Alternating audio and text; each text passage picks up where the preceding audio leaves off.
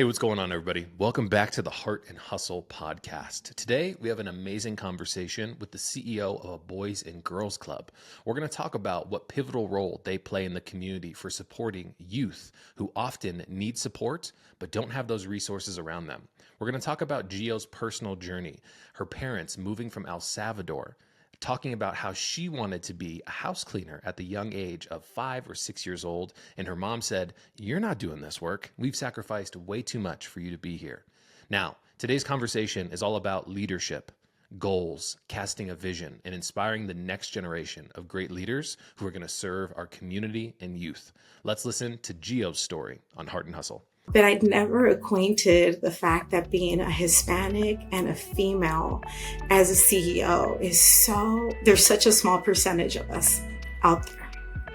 And the type of meaning that gives to the society as a whole, right? That they can see someone that looks like them, that sounds like them, that speaks like them, that can, we're not just leading to lead, but we're leading with heart for who is that group that we're serving, right? And how, what are their challenges and how can we empathize and relate and in some cases sympathize with their strife and their challenge.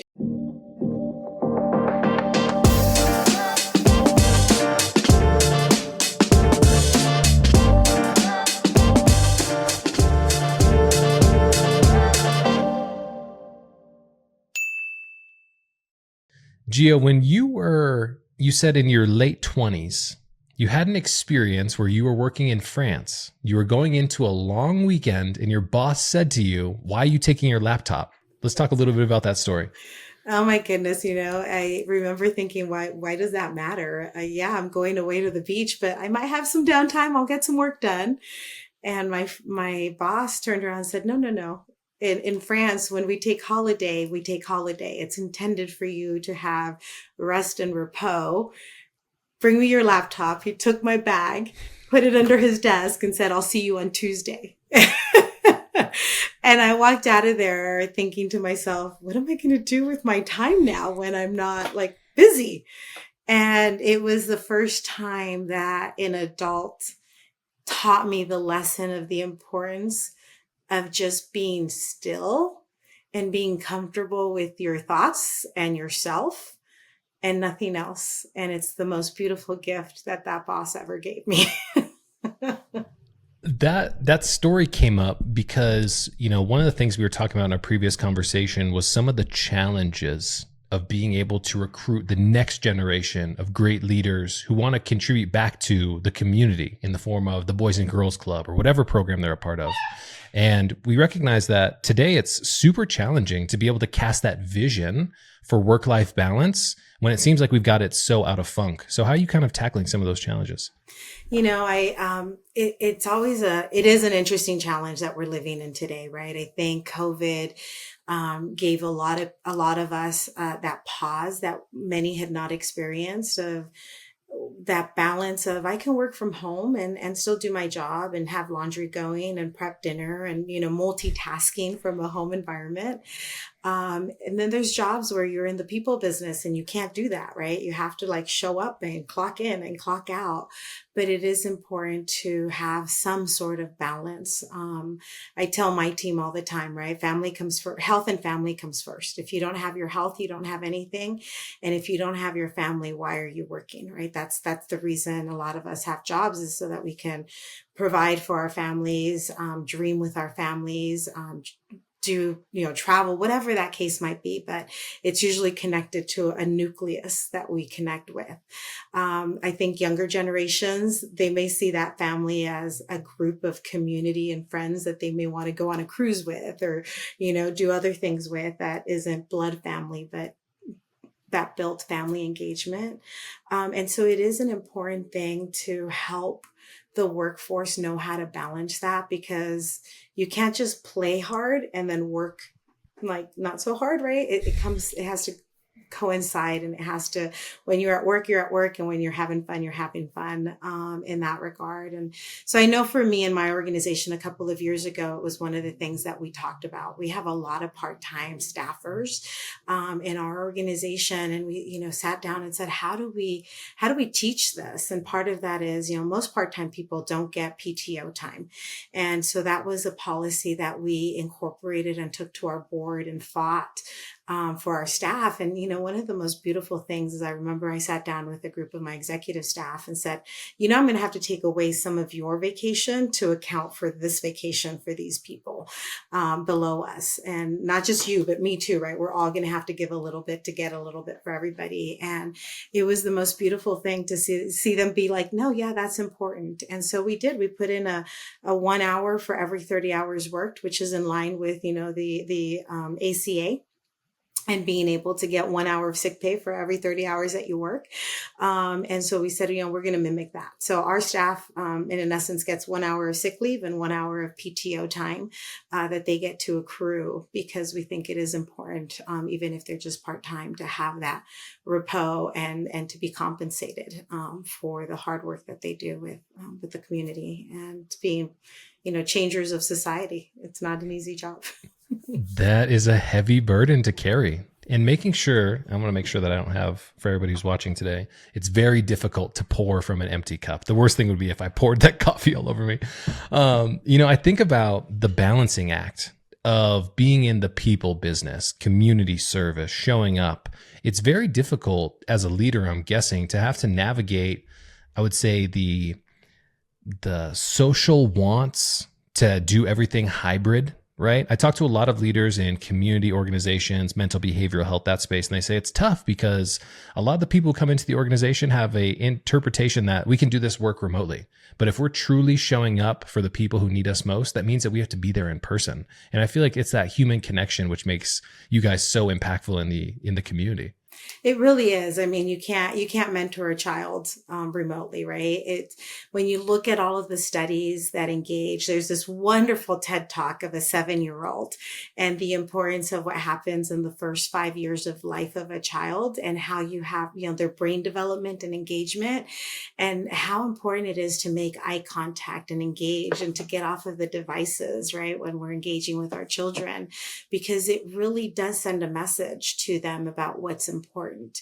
And that's where they're learning their initial social skills and engagement. So for an organization like Boys and Girls Club, who typically starts serving, youth at the age of 5, right? They've gone past those first 5 years. So if they've had neglect, if they've had food scarcity, if they've had insecurity of where their head's going to land at the end of the night, right? We're dealing with children with trauma at 5 years old, right? Who feel unsure, who want to hit, who want to yell, who don't want to follow instructions because, they have to fight for the little that they have. And that's what's been shown to them for 5 years or more. So it is a hard work in the people work that we do, but it's such a rewarding experience. Over my 3.5 years at Boys and Girls Club of the West Valley, one of the things that I just always look at some of those young kids that I met right in 2021. And now here they are about to finish middle school, go on to high school, about to graduate high school and go on to college. And you see the transformation that has happened because there's trusted people, coaches that are there day in and day out, that they can come in and talk to, that they can say, hey, I'm really struggling with this, or, hey, so I overheard this thing. What does that mean? And they might not feel comfortable asking their parent or asking a teacher, but they are comfortable having that conversation with their coach or their mentor at the club. And it really, is an important work of being able to safeguard, sometimes be able to find them additional support and guidance or counseling, depending on what they're going through, to guide them through that next, step of their journey of engagement. So I feel like the role that the Boys and Girls Club plays in the community is kind of to the old adage of it takes a village to raise a child. When I think about the just challenges that we face in society today, isolation and loneliness, all-time highs. Perceived connectedness to others, all-time highs. But there's a huge discrepancy there. So, when it comes to doing the work that you do, with all the things that you could have done with your professional career, your energy, your time, why was it this path that we went down? What were some of the early inspirations that kind of led you here? You know, what is the old biblical saying? The Lord won't give you something you can't handle. Yeah, exactly. Right. And the reality is that it is our own layers of our own little onion and journey that we've created that prepare us, right? I think one of my favorite um verses or concepts from the book of Esther is, right, you've been prepared for a time just as this. And you don't always know what you're going through, how it's going to come up in the future, or how it's going to support those areas. But I think for me, I'm a first generation American. Both of my parents immigrated to this country. My mom was 16 when she came from El Salvador. My dad was 24. They married, they had their kids here, my brother and I. And, you know, I think part of my childhood journey as a first generation American gave me so many understandings. And I remember I was probably in like, I don't know, I was like in preschool. I was probably 4 or 5 years old. And I told my mom, like, I don't need to read. Why do I need to read? I'm going to clean houses just like you. And my mom turned around and she was like, you're not going to clean houses. Like, we've sacrificed everything for you to get an education and for you to be able to achieve more and do more. And so, um, I really credit her for instilling in me what I call my servant leader heart, where I love to lead. I love being visionary and strategic and engaging at really big levels. Love big, hairy, audacious concepts, goals, initiatives, and engagements. But I think I pull from my own journey, right? And the kids that I serve, the kids that our organization serves, many of them are immigrant kids. Many of them are first generation Americans, right? And so it's, how do you share that possibility? I remember, I think it was in 2022. So I was in my role for about a year and I was being recognized by VICA, which is an association here in the San Fernando Valley that works with, you know, industry. And they were recognizing the club and the leadership, right, of what we've been able to accomplish in the last 31 years as an organization. But I got to be the leader at the helm when that recognition came through. And I got up, I gave the acceptance speech, did that whole thing. And I remember coming down, and one of the workers from the hotel, Hispanic man, came over and said, it's so wonderful to see a Hispanic woman at the helm of this organization. And I just want to say congratulations. And, you know I'm Hispanic. I'm very proud of my heritage. But I'd never acquainted the fact that being a Hispanic and a female as a CEO is there's such a small percentage of us out there. And the type of meaning that gives to the society as a whole, right? That they can see someone that looks like them, that sounds like them, that speaks like them, um, that can, we're not just leading to lead, but we're leading with heart for who is that group that we're serving, right? And how, what are their challenges and how can we empathize and relate and in some cases sympathize with their strife and their challenge. And so we hire from within in that regard, right? Many of our employees are club kids who've come through the organization, right? I've got leaders who, when I chat with them, who's like, hey, I came to the club to learn how to play the guitar and here I am 6 years later, right? Serving in this way. Or I came because, I met friends and now I'm working here, but going to college. And so it's a very fun environment, but I think that that's the beauty of the work that we all get an opportunity to do, is to look within and to find ways that we can give back in ways that we ourselves have been given, right? I'm very appreciative to the mentors along my journey that told me education was important, right? Who told me that reading was important, and who gave me those gifts that are not money oriented, right? The ability to read has nothing to do with our social economics. We can read, beautiful thing, partnership with our public libraries, right? And so it's finding those opportunities to connect with young people and tying the circle back to what we know. What is there's a saying I tell my team: you can't give what you don't have, right? It's the same concept of you can't pour out of an empty cup, right? So if I have love, I give love. If I have anger and hatred, I give anger and hatred to the world. And so it's important that, we find ways to fill and to bring people that have that common goal to want to make it better and easier for the next generation. Right. I sit here back sometimes. I tell my staff when it comes to like planning for retirement, right? I'm like, if y'all can like take our advice and do what we didn't do when we were your age, like by the time you're my age, you're going to compound at such a different, faster rate and be in a different position. But, it's that old, challenge that when you're 20, there's things you just don't understand until you're in your 40s. And by then it's too late. But, us in the 40s are trying to help them be like, no, really, like we've been there. We've been there. We've got lessons to teach and opportunities so that what took me 5 years can take you 2.5. And that's, I think, the beauty of why I love doing what I get to do. And I feel so privileged to be able to serve, is because I do recognize my roots and where I come from, and the fact that someone invested in me and I can now turn around and invest in others, so that society can hopefully continue to be a little bit better over time. It's so inspiring, and it makes me kind of, feel a certain way to see how impacted you are by the work that you do. It's amazing to think about the people who sacrifice so much to put us in a position just to have an opportunity. And I often, as I've gotten older, I think about my responsibility, very much like you think about your responsibility for the people who came before us, the grandmothers, the grandfathers, the greats, right? My great-grandfather was a sharecropper in Arkansas. It was literally a sharecropper to have a piece of land that his family could live on in trade for his labor.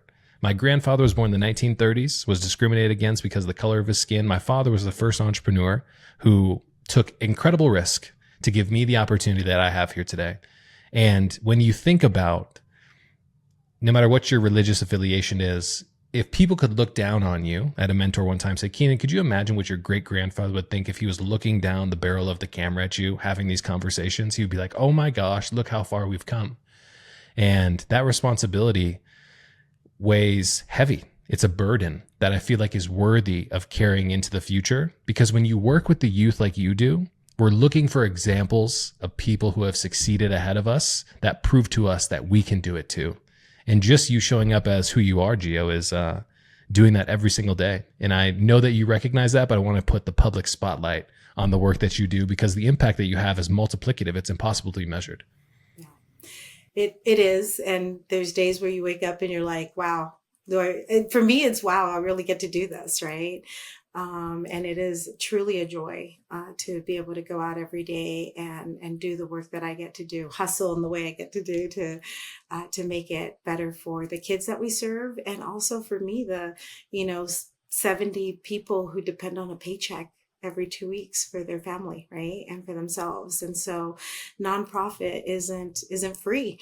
It still has a cost, right? It still has engagement. And so I'm extremely grateful that God has granted the gifts and the abilities for me to connect those who have with the opportunities of how they can take what they have to make a greater impact in society, that brings about joy and satisfaction and added business to their businesses, right? And not just to our staff, but to the many, many businesses and vendors that we work with, right? Because that money just flows from one place to another. Economies is such a beautiful thing. I love economics, right? And we don't always understand it. But we have that power, whether we donate $1, whether we donate $1 million to an organization, depending on our ability. When we make that decision to give something that we could go use in a different way for myself, right? It's our way of saying, like, I have belief in the opportunity of what you can do. And so, there's many, many philanthropic people in this nation and around the world that make it possible for people like me to do the work that I get to do. And I can't go through this without making note of that in that conversation, because a lot of times that gets lost in the process, right? As well. One of the things that we talk about here on the podcast is our personal leadership journey. Now, from the outside, looking in, from the public's perspective, CEOs often have it all figured out. Everybody's always right, and they don't make any mistakes. I want to talk a little bit about your process of maturation as a leader. If you could go back to a younger version of Geo, who's maybe coming across a tough time or about to embark on a new chapter of her journey in leadership, what advice would you give to her as she kind of navigates these upcoming years? Yeah, stay adaptable. Realize that gaining advice from other people can help you make better decisions along the way. I think would be the two big ones that I would talk to. And why did you pick those two things? Why are those the most important for the younger version of you? I think adaptability is something that's so hard for leaders to retain that, right? We tend to be very rigid and well, these things have to be accomplished. There's deadlines, there's this, there's that. And there is a lot of that in organizations and companies when you're running them that do require those areas. But adaptability is something that I think, as just looking at the last 4 years, right? Those who were able to stay adaptable thrived during COVID and excelled in ways that those who weren't able to lean into adaptability kind of, they lost themselves in the last few years and their purpose and what they could do with their life. So I think that's part of what comes to me. I think about, fifth grade, my parents moved me from public school into private school. And man, that was tough. I thought I was going to go to private school, that it was going to be such a wonderful experience and great. Right. And it was the toughest transition I think I can think of my childhood, to adjust to different ways of doing things and to connect. And, when you get moved in the middle of the school year, it's really tough on kids in that regard. Right. So adaptability is such a beautiful skill that I think gets overlooked a lot of times, in the ways that we do things, in that regard. So I think that's why I picked adaptability. And then in regards to, my brain just went bloop. What was my second thing that I mentioned? Taking advice from others. I'm sorry? Taking advice from other people. Taking advice from others, right? I think, again, coming through college, again, you said most leaders, we think we know it all, right? Most people think that. Most of us also think that. You got to be I will say this, you got to be a little bit nuts to say yes to sit into a CEO role. Or to want to be an entrepreneur. There's a special spirit about us, right? That is just special. But the reality is that you make the best decisions you can make based off of the knowledge that you have. And if you live in a bubble, then you're limited to the possibility of what you can do because you live in that little bubble. But when you're able to seek out mentors and seek out individuals who are willing to share their wisdom with you, or that you're willing to just sit down and have a conversation about what was it like for them, right? I think it leans into the sense of curiosity, right? And curiosity is that deeper skill set of when you're dealing with confrontation or with challenges, instead of rebuttaling, learning to just say, so help me understand your perspective. Tell me why you're thinking that, right? It just changes everything of the dynamic. And so I think listening to others, it goes into leaning into that place of curiosity for me, that I've learned over my years of work and service in different ways. And so I do come to leadership from that perspective of I want everybody's opinion, but at the end of the day, I'm going to make the decision and I'm going to own it because the buck stops with me and I have to be responsible for the choices that I move an organization in a certain direction. I can't turn around and be like, hey, I chose that because so-and-so had that idea. I can't do that. Right. And so I really have learned. And I think about also, I don't know if you've ever been to the, President Reagan's library I have here in not. Simi Valley where I get to live. And I'm blessed to live at, but there's an exhibition within the museum that talks about how President Reagan made the best choices that he had given the information he had during the Contra era, area. And a lot of times we look at leaders and we're like, oh, they should have made a better decision. Well, yeah, hindsight's always 2020, but when all you have is this information, then maybe that was the best decision. Now we get to see all of this and we're like, well, there was this choice and this choice, but it's a high responsibility and leadership to make those choices and then take responsibility and accountability for them, for yourself and for your team that you represent. That's why. One of the superpowers that I want to double click on there that I don't talk a lot about on the podcast, but we need to do a better job, is the power of changing our mind. Now, one of the things that I love is the saying, and I can kind of justify my ability to change my mind, is new data equals new decisions. I feel like often we have a fallacy that we've built in our mind that says once we make a decision, there's no going back. But often the landscape changes so much. So how do you kind of deal with new data and new decisions? How do you handle that? I've become comfortable with it. I think, again, leaning into that adaptability, right, aspect. Again, I mean, my leadership in these last 3 years is very different than my leadership pre-COVID. I think coming through COVID and really realizing you really have control over nothing except for your own mind, your own emotions, and the actions you do with your own body, really changes the way that you lead your life. And therefore it impacts in a ripple effect manner the people that you engage with and connect with. And so I think that that's part of that formula that you just said, right? New data equals new decisions. And it's important for us to recognize that in the society that we live in. It's ever changing.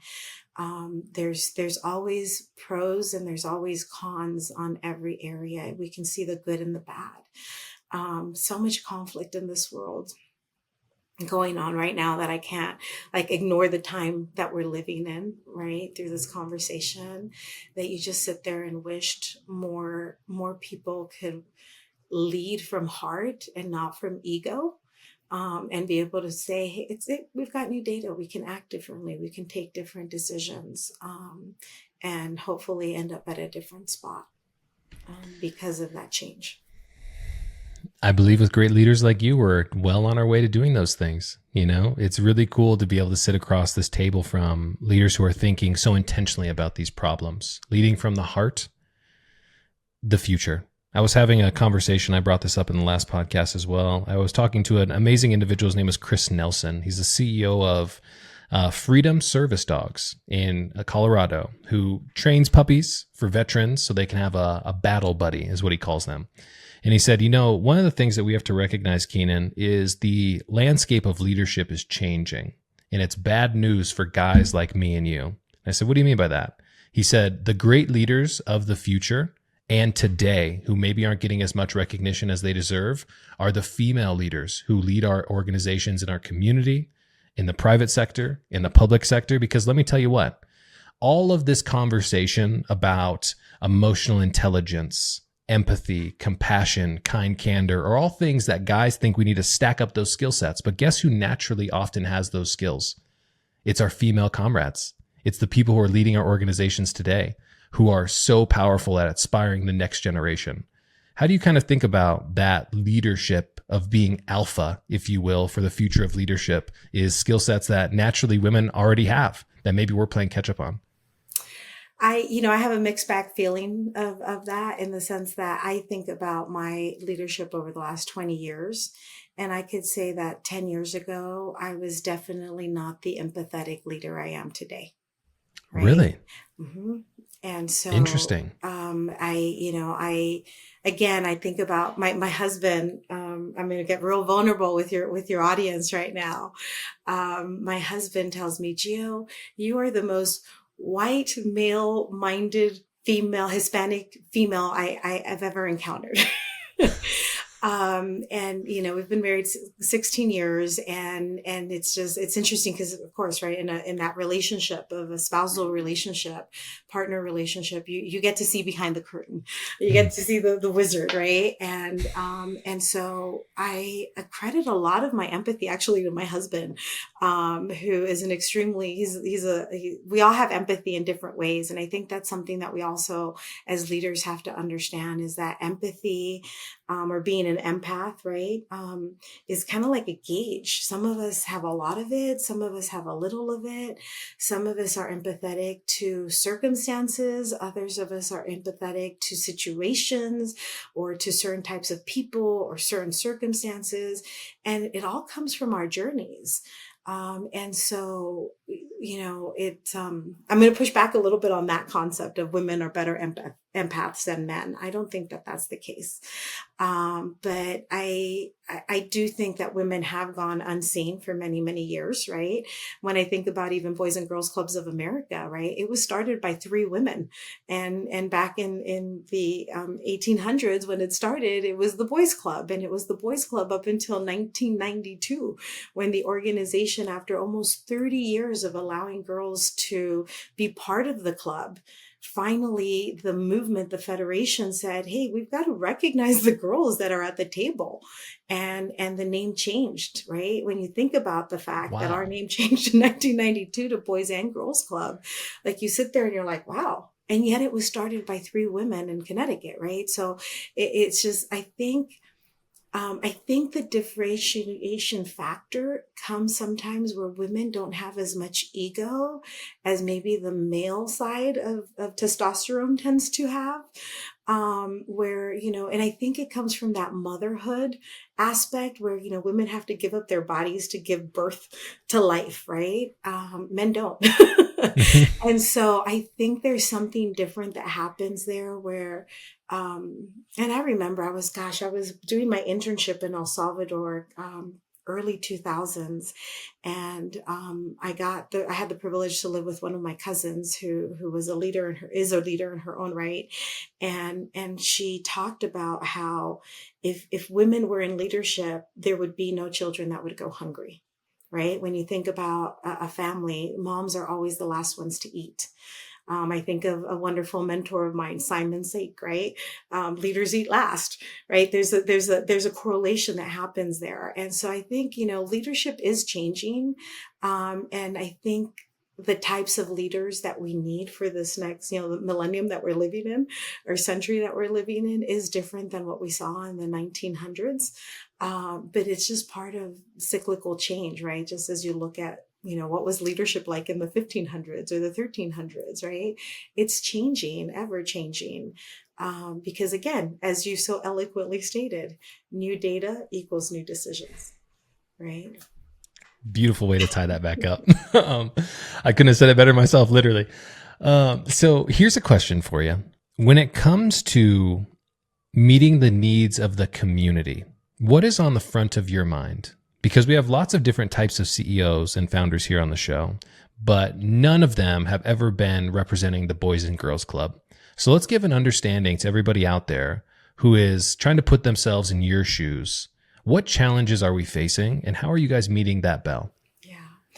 Young people today have their biggest challenge that I think we're all very cognizant of across our almost 5,000 Boys and Girls Clubs across America, is the mental health issues, right? The emotional challenges that they're facing. And again, it comes back to a lot of this, right? When you think about it, this is an experiment that none of us knew what we were signing up for when we signed up for it, right? I remember being in high school when, car phones were out, right? And there were these huge mega boxes, right, that my father would carry. And I told my brother one time, I'm like, I swear that thing's going to cause cancer for all of us. Like, we're going to end up with brain cancer like crazy because of all these waves that we have to use to utilize these devices, right? And now we're wearing like Bluetooths on our ears 16 hours a day. And I'm like, oh my God, what are we doing? But young people grew up in a world full of social media, I did not have social media when I was a teenager or a kid, right?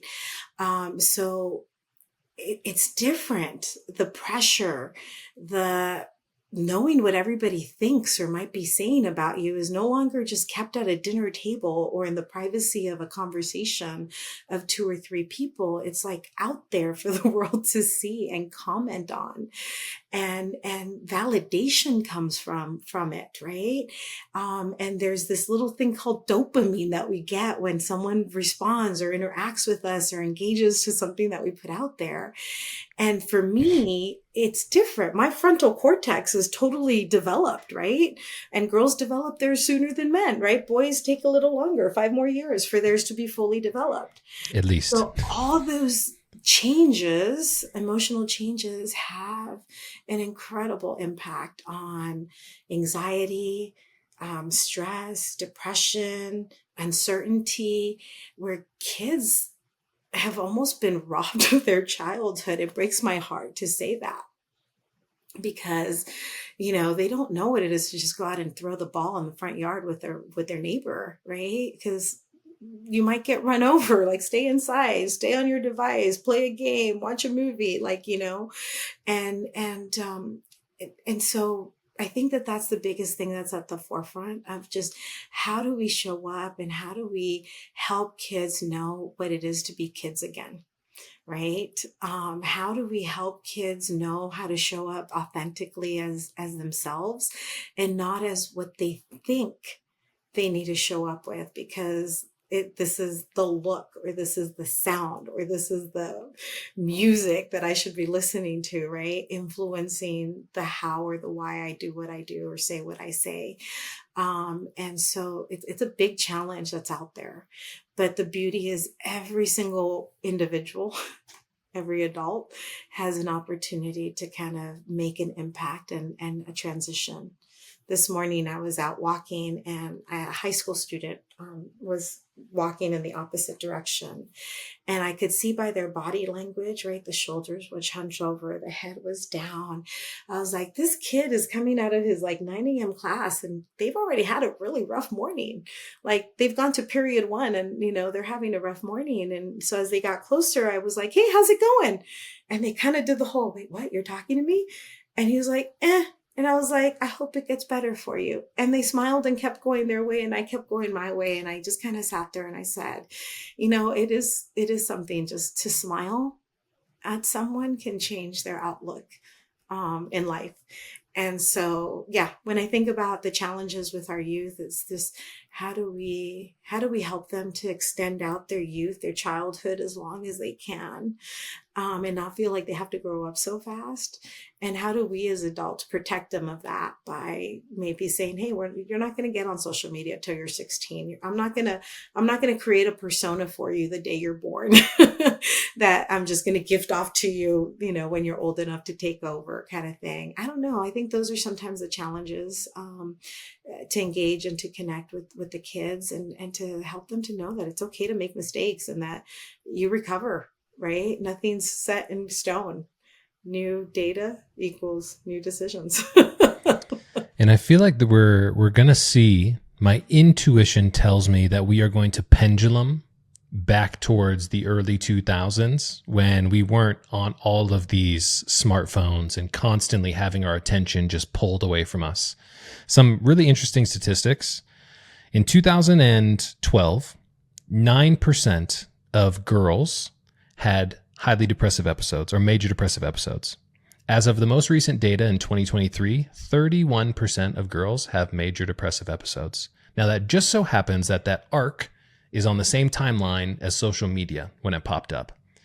I feel like with all of the awareness about health, all of the awareness around wellness, all of the awareness around ingredients in our food and things like that, we've done a very good job at focusing on the physical. And I often talk about that as the physical diet. But the other side of that is the mental diet. I'm hoping that we're going to see a time, maybe that's pioneered and ushered in by this new generation, that's going to help us get away from the devices. Because one thing that I wish I had more of was time. And I did have those adults who said, you should slow down. But often I was like, I want to grow up so fast. But I wish I didn't do that.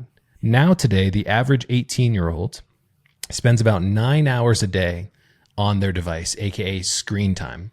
If you extrapolate that out for the rest of their life, any guesses on how much time that is? Too much. 24 years. Yeah, too much. 24 years of their time on a device. And I worry about the human connection element. And that's why I feel like the Boys and Girls Club and other organizations who are doing such great work, the value proposition that you're creating is not only community, but it's a smiling, warm face for somebody who comes through the doors, or maybe just comes around the organization, is walking past Geo and gets their world shaken up because you took the time to actually ask how they were doing. There was a story. I had a guy on a podcast. His name was Dr. Robert Kelly. He talked about this tragic story of an individual who unfortunately died by suicide after hopping off the Golden Gate Bridge. The police officers unfortunately found this body, grabbed his ID out of his wallet, and went back to his apartment, walked inside and found a note. And he said, hey, today's going to be the day. I'm going to make the 3-mile walk to the bridge, and I'm going to not be here anymore. But guess why I won't do it? If one person just smiles at me and says, I hope you have a good day today, not going to do it. Those small instances and those moments can mean the world to people. And I think we need to get back to the human element of connecting with each other to combat some of these macro issues that we're dealing with. And you guys are the perfect start for that because you guys are doing that every single day, Gio. I will say that, when I think about our mission, to inspire and enable all young people to reach their full potential as productive, caring, responsible adults, like there is so much to unpack in that. But it's that ability for us as coaches to recognize that we have the ability to enable and to inspire. Right. And that only happens if there's that young person or that youth that we engage with and connect. I love the fact that we focus on full potential. And I tell my team, full potential, we reach that the day that we pass. Right. Every day that we have breath, we have an opportunity to grow and to change and to better ourselves than we were the day before.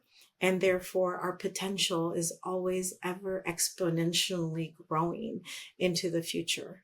And what better ways to be growing than to understanding how we can be productive, caring, and responsible in the society that we live in. And so my kudos to the leaders out there in this world that created that mission for Boys and Girls Clubs of America, and to every YDP site coordinator, director, CEO, and staff member of this organization that impacts that mission on a daily basis, and the donors, and even the government who comes alongside with grants and funding and opportunities for us to do that mission together.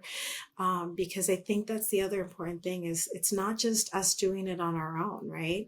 Nonprofits have to partner with one another and bring the best of what each one of us has to better our society. We shouldn't be in competition with one another, but rather collaborating with one another to bring out the best for our communities that we work and represent in on a daily basis. And I'm, like I said, I'm just honored to be part of the one of the pegs in the wheel that keeps that moving forward. And I will humbly continue to try and grow our organization so that we can serve more young people in the West Valley, here in the San Fernando Valley of California, and engage and impact in different, meaningful, and authentic ways.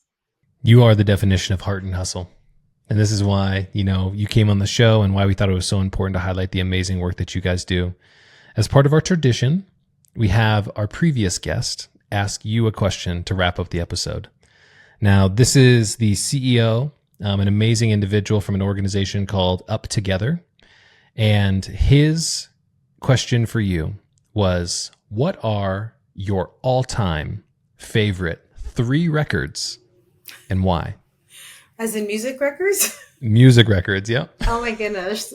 That's like the hardest question you're going to ask me, because I'm going to have to sit there and go like, I don't know, but I guess maybe what I'll say is maybe my top three songs, There you which go. I think is at the heart of what the question is. One of my number one is a song written, sang by Jason Katz, I believe is his last name.